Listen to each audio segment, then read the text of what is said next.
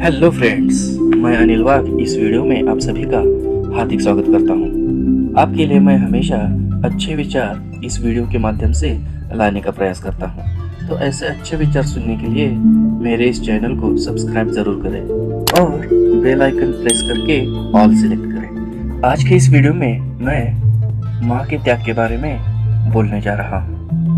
जब मेरे मन में माँ के विषय पर एक वीडियो बनाने का ख्याल आया और मैं जब इस वीडियो के लिए लिख रहा था तब मुझे ऐसे शब्द ही नहीं मिल रहे थे कि मैं माँ के त्याग को अपने शब्द में कैद कर सकूं। कहते हैं भगवान के लिए हर एक पर ध्यान देना बहुत ही मुश्किल हो रहा था, इसलिए भगवान ने माँ को बनाया। माँ के ऐसे कौन से त्याग मैं आपको बताऊं जिससे आप परिचित नहीं हो।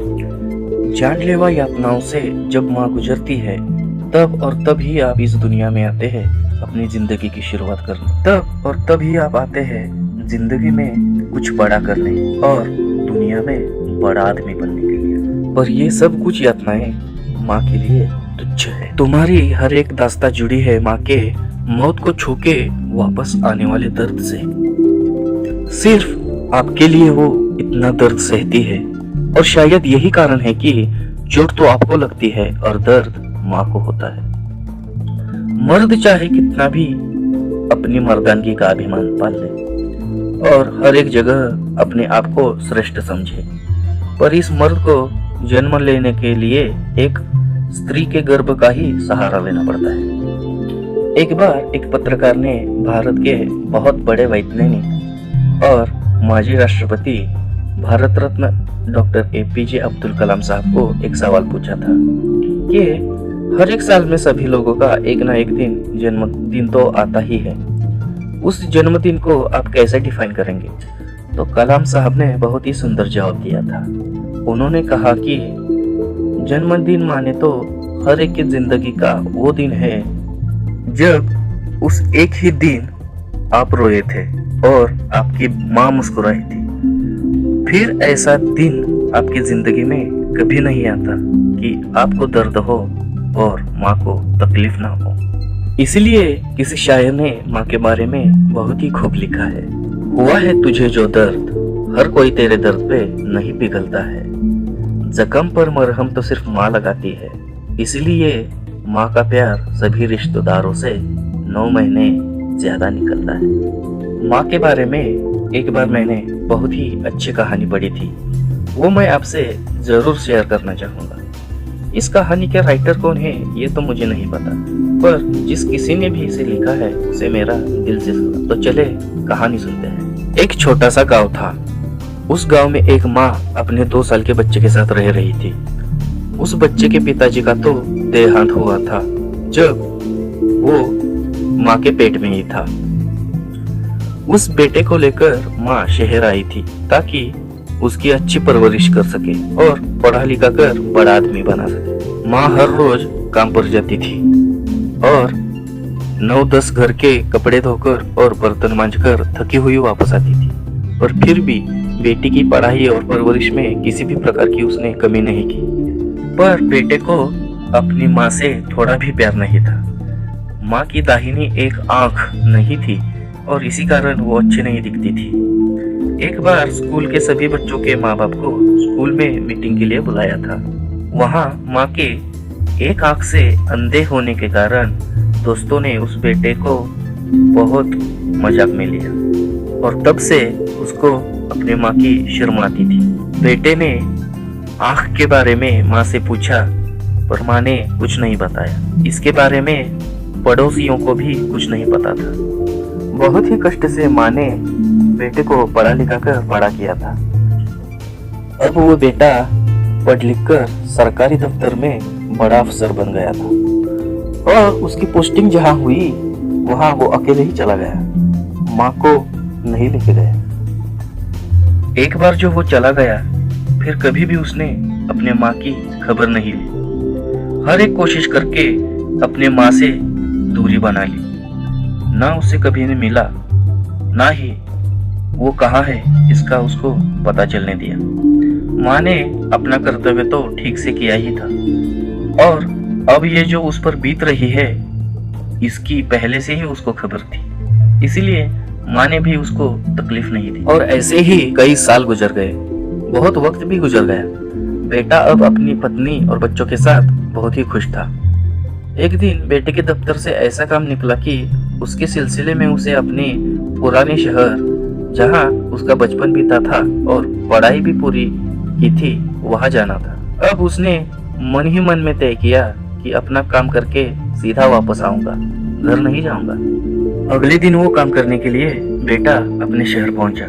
काम होने के बाद वापस आते वक्त उसके कदम अपने आप ही घर की तरफ मोड़े और न चाहते हुए भी बेटा घर की तरफ आया। घर के सामने आया तो घर को ताला लगा था। पड़ोस में पूछने पर उसे पता चला कि उसके माँ का 5 साल पहले ही देहांत हो चुका है। ताला तोड़कर घर के अंदर आने के बाद उसने देखा कि टेबल पर एक डिब्बा रखा था और उस पर लिखा था, ये डिब्बा सिर्फ मेरे बेटे ने ही खोलना है। उसके जीवन के बहुत बड़े रहस्य का राज इसमें छिपा हुआ है। अब बेटे ने डिब्बा खोला तो उसमें एक चिट्ठी थी। बेटा चिट्ठी खोल के उसको पढ़ने लगा। चिट्ठी में माँ ने लिखा था, तुम एक ना एक दिन यहाँ आओगे, ये मुझे पता है, इसलिए चिट्ठी तुम्हारे लिए छोड़ के जा रही हूँ। बेटा, बात बहुत साल पुरानी है। जब तू छोटा था, खेलने कूदने में तू बहुत ही शरारती था। एक दिन साइकिल से घूमते वक्त तुम्हारा गाड़ी से टकराने के कारण एक्सीडेंट हुआ था। तुम्हें बहुत चोटें आई थी। तुम्हारे इतने बड़े एक्सीडेंट ने मुझे तो एकदम हिला के ही रख दिया। पहले ही तुम्हारे पिताजी को खो चुकी थी, अब तुम्हें नहीं खोना चाहती थी। तुम बेहोश पड़े थे।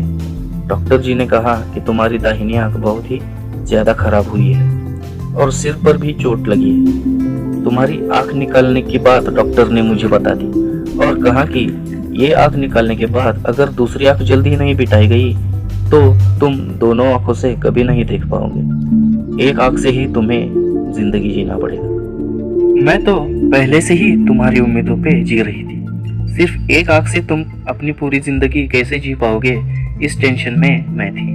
मैंने बाहर से बहुत कोशिश की तुम्हें आंख मिले, पर पैसों की कमी से वो मुमकिन नहीं हो रहा था। तेरा इलाज करने के लिए भी मेरे पास ज्यादा पैसे नहीं थे। तब मैंने ही अपनी आंख तुम्हें देने का फैसला लिया। मेरी जिंदगी ही तुम्हें देख के चलती थी, तो एक आंख से मैं मेरी जिंदगी काट सकती हूँ, ये मैंने सोचा। तुम्हारी आंख बिठाना और सभी खर्चों को चुकाने के लिए मेरे पास कोई भी दूसरा रास्ता नहीं था, तो मैंने अपनी एक किडनी भी बेच दी। तू ठीक भी नहीं हुआ था और मुझे डॉक्टर ने बोला कि आपके बेटे को ये बात पता नहीं चलनी चाहिए कि उसकी आंख निकाल के उसे दूसरी आंख बिठाई गई है, क्योंकि एक्सीडेंट में उसके सिर को जो चोट लगी है उससे वो कोई भी सदमा बर्दाश्त नहीं कर पाएगा। तुम एक बार जिद कर रहे थे, पर मैंने तुम्हें ये बात नहीं बताई, उसका ये कारण था। जैसा व्यवहार तुमने मेरे साथ हमेशा किया है, भगवान ना करे तुम्हारे बच्चे तुम्हारे साथ ऐसा दुर्व्यवहार करें, क्योंकि तुम वो सदमा बर्दाश्त नहीं कर पाओगे। यह पढ़ते पढ़ते उसे अपनी गलती का एहसास हो गया। उसकी आंख से अपने आप पानी आने लगा था और उस आंख से ज्यादा पानी आ रहा था जो आंख माँ ने उसे दी थी।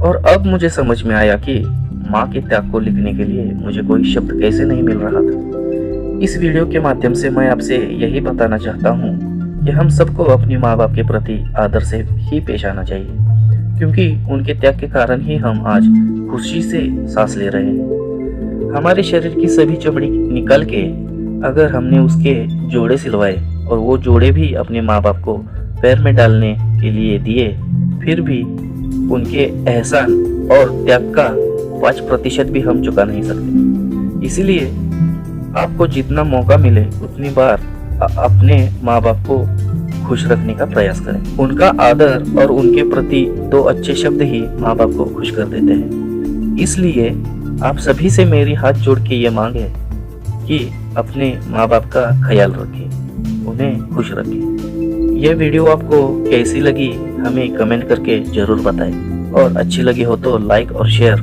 जरूर करें। तो चलो दोस्तों, अब अगली वीडियो में मिलते हैं। तब तक के लिए धन्यवाद।